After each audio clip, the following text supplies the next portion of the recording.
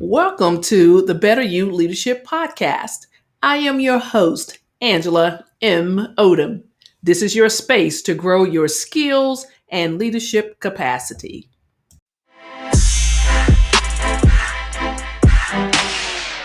Today, we're going to talk about the hill we climb. And if you were fortunate enough to be alive and vibrant and coherent on January 20th, then you may have, as I did, hear the speech. Good morning, Carrie. You may have heard the speech I heard. So on January 20th, we all got to had the opportunity to see Amanda Gorman. She's an inspirational and charismatic leader. She's only 5'3" tall. And guess what? She stood tall on the stage with luminaries during President Joe Biden's inauguration ceremony. You know, I personally was just taken aback, first of all, just watching President Joe Biden and Vice President Kamala Harris take their oath, right? I was already whoa, this is so good, right? They were surrounded by their loving families and of course, all of the high-profile individuals coming through the door and taking their seat on the dais in the midst of a pandemic, right? Only a couple of weeks after the people attempted a coup, storming the Capitol. I think they even beat a police officer to death and attempted to just wreak havoc. And then just, on this day with all this majesty and this beauty, we were introduced to Amanda Gorman as she recited her poem, The Hill We Climb. So, first of all, President Barack Obama and his wife in that amazing outfit. And then we had those dazzling performances by, Lady Gaga, J.Lo, and Garth Brooks. I didn't even know that Garth Brooks sounded that good. And I knew about, of course, J.Lo walked in there with all her white looking amazing. And then, of course, Lady Gaga, it was as if she couldn't even contain herself being surrounded by luminaries. And then to have this 22-year-old step up on the podium with so much poise and to share with us, what obviously came from deep within. And so what we're going to talk about today is 10 ways poet Amanda Gorman, has influenced others. That's what we'll talk about. Influence, because basically, isn't that what leadership is? Isn't that what leadership is? It's the influence. Leadership is a process. It's a process of influencing others to attain specified and unspecified tasks. That's what leadership is. And I just want to just know, Mo and Carrie, did you watch the inauguration? And did you know, was it touching to you to hear the poem or to actually just watch the event itself? I just want to know. Just put your comments below. Just want to know, what was it just me? Because I was just floored, right? And so for the poet, she's 22 years old, just graduated from Harvard. She's a twin. And what I was so amazed about, there's only been 5 poets. There's only been 5 poets to perform in this prestigious role. Maya Angelou, Robert Frost, Miller Williams, Elizabeth Alexander, and Richard Blanco. Only 5, and that's so amazing that she would be able to write, first of all, just step on that stage in front of this global audience, and then to blow us all away, right? So right now, the entire universe is buzzing with all this positive energy about the possibilities that her poem has asserted. It was very authentic and I mean, really, she had so much confidence. It was amazing. It was amazing. So, also, I see you, Mo. Yes, it was touching, and I was in awe. You loved it. Yes, I loved it also. And then, of course, oh, Carrie, you cried several times. Me and you both. We were both crying. Don't worry about it. Yep, we were both crying. It was amazing. Actually, I cried all through the thing, quite frankly, all through the ceremony. I cried the week before when they were leading up to it. It was amazing. So, but anyway, let's jump right into this. So 10 ways or 10 demonstrations of how Amanda Gorman has influenced others. So we look around and we start, throwing around these words of leader and leadership. And really, if it's a process of influencing others, then we can see clearly that this amazing woman, poet, is influencing others around her, right? First of all, the poem is already a popular teaching tool. Get this. I was amazed. I'm so excited about it. PBS has provided a lesson plan for students in grades 6 through 12. That's one, right? Then the New York Times has also availed a teaching resource. So that's two ways that Amanda Gorman is influencing others. And that's others for years and years to come. So the teachers are all abuzz, right? She has 2 upcoming books, and they're not even going to be published until September, but they've already shot to the top of Amazon's bestseller list, which is pretty amazing, right?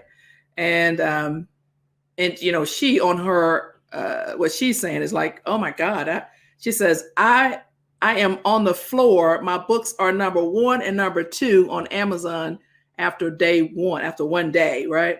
So she wanted to thank her supporters. She wrote that on Twitter, like the afternoon or evening after she had recited the inauguration poem. And then number 4 is when she's not writing, she is leading one pen, one page. She's the founder of a nonprofit. She's also the executive director. It's an organization that I've read about recently, right? In researching this particular topic. She's promoting youth literacy. I need that, right? And leadership. She's promoting, check that out, youth literacy and leadership through creative writing workshops. And her whole mission is to empower youth to use their voices and eliminate inequality through education. That's powerful all by itself. So imagine how many other people will be searching and seeking and connecting with one pen, one page, her nonprofit organization. And I assume she has a big team of people. It won't be, of course, not just her. And by the way, her mom's an English teacher and she has a twin. Her twin was at UCLA while she was at Harvard. I'm just so excited about all the possibilities. Hopefulness is what I get from this one poem, right? So number 5, Oregon State University's creative writing, the faculty and students, they did this YouTube video where they were offering their own thoughts, their insights on the poem. And, they were simply just talking about, the impact the poem had on them and what how they felt, which was pretty amazing in itself. So number 6, the jewelry she wore. I thought this was really, really cool. Oprah apparently has reached out to Amanda Gorman more than once, over time. And she apparently had some conversation about, hey, I bought Maya Angelou's coat. And the young lady said, well, I already have my coat. So Oprah apparently brought her earrings and purchased her some kind of a ring. It was a caged bird ring. It's a nod to, of course, Maya Angelou's book. I know what a caged bird sing, right? And so that was pretty good. So talking about influence, and so think about the platform that Oprah has, that Gail has, and how many other people would be influenced by the jewelry, right? And that's pretty interesting all by itself. Just to look at how one person can influence others. And I was looking up some other items on YouTube, and I ran across Rabbi Whitman. I don't know him, right? I'd never heard of him before, but he was reviewing the poem, The Hill We Climb. He was reviewing it with his followers, right? And the rabbi was discussing Moses and Moses' speech impediment in connection with Amanda Gorman's speech impediment. And then he read the poem aloud, right? And so at that point, that's when I realized how much of a global influence this poet will have, or is having, and will continue to have, right? So I thought that was really interesting. And then, of course, I don't know if you've seen like the interview. She's been all over the news, right? Doing interviews, and simply seems delightful. But in one interview, she shared that, as I just mentioned, that she has faced a significant speech impediment, just like President Joe Biden with the stuttering, right? And similar to Maya Angelou, who was mute, like would not speak for years after she had been raped.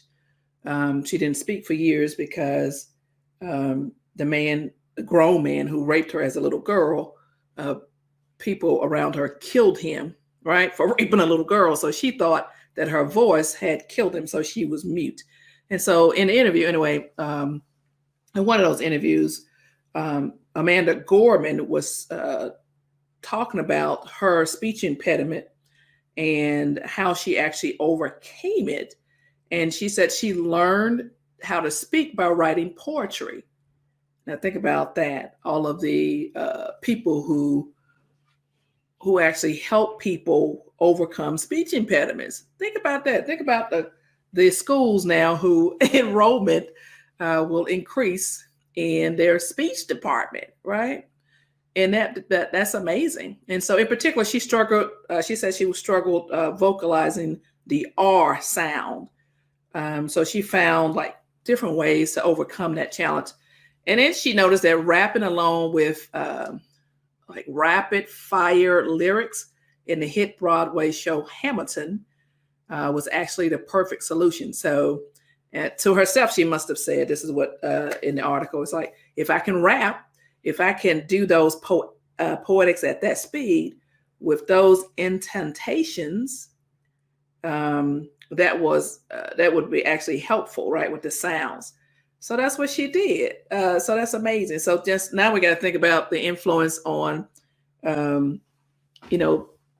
Hamilton. That's amazing, right? Broadway shows creative ways to overcome whatever your own stumbling block might be. And then number 9, so she's just been signed, represented by a modeling agency for because she wore that all that beautiful clothing, that attire. But of course, she's been doing this for years, right? So number 10 is I was just thinking, like, she will inspire you to be ready. And then about be ready. You don't have to get ready if you're already ready. So we just discovered her, like Angela Odom. I just discovered her, right? But she was already doing the work. Think about that and ask yourself, are you ready to be discovered when you're already doing the work?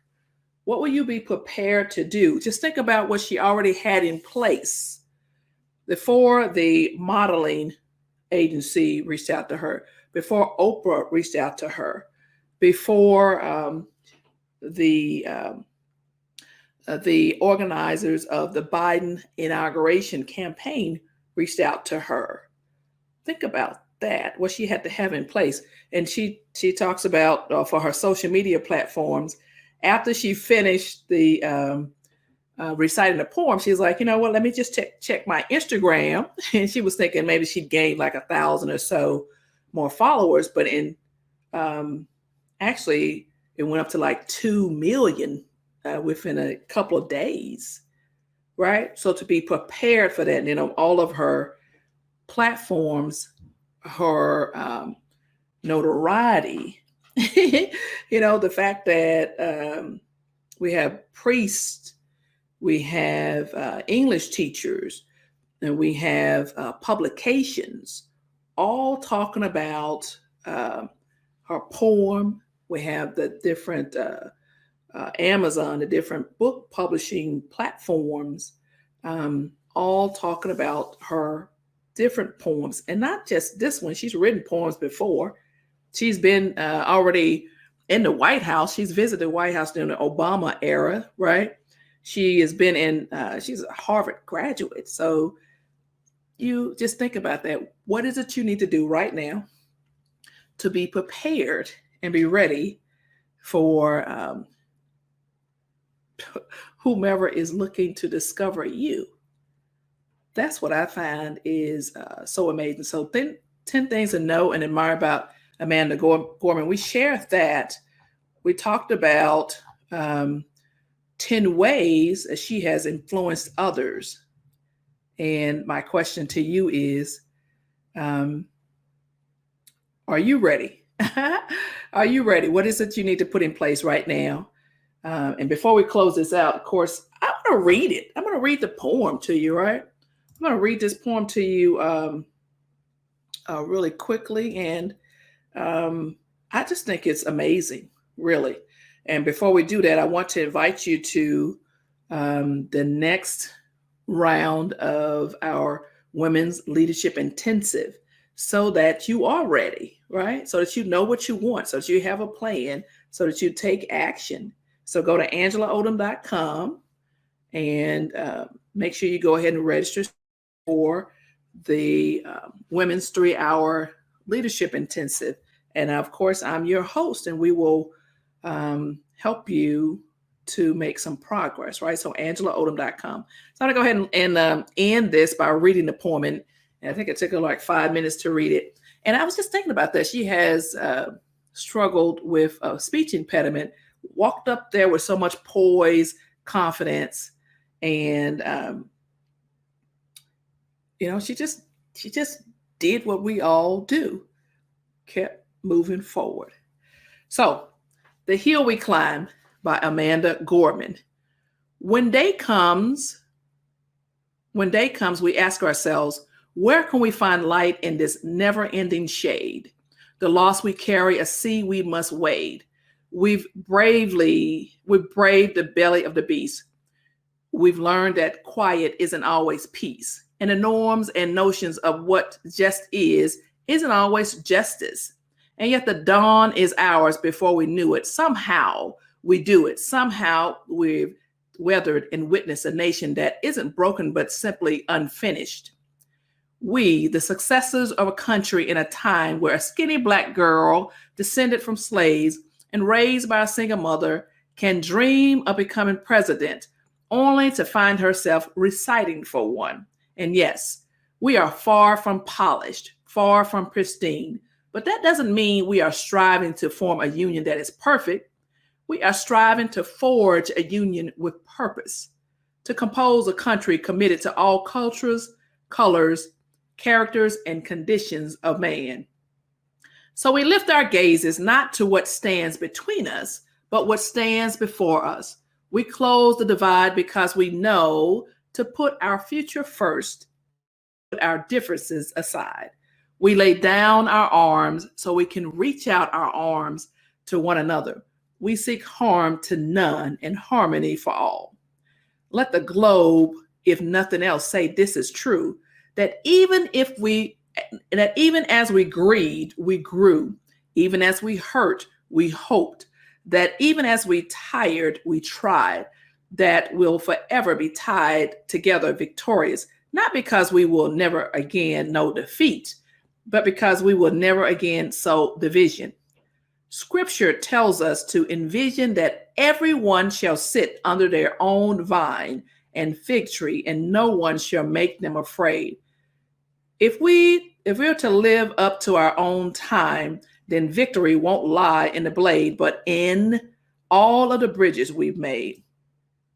This is the promise to the glade, the hill we climb, if only we dare it, because being American is more than a pride we inherit. It's the past we step into and how we repair it. We've seen a force that would shatter our nation rather than share it, that would destroy our country if it meant delay in democracy. And this effort very nearly succeeded. But while democracy can periodically be delayed, but it can never be permanently defeated. In this truth, in this faith, we trust. For while we have our eyes on the future, history has its eyes on us. This is the era of just redemption we feared in its exception.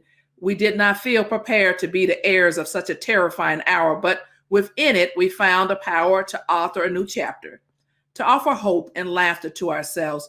So while once we asked, how can we possibly prevail over catastrophe?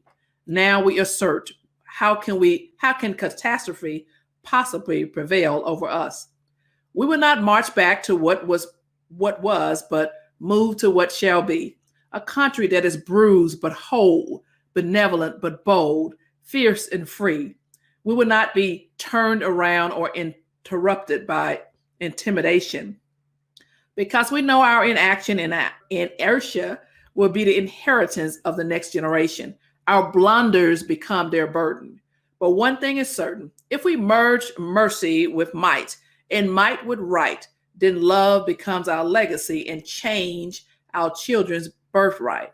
So let us leave behind a country better than the one we left. With every breath from our bronze pounded chests, we will raise this wounded world into a wondrous one. We will rise from the golden hills of the West.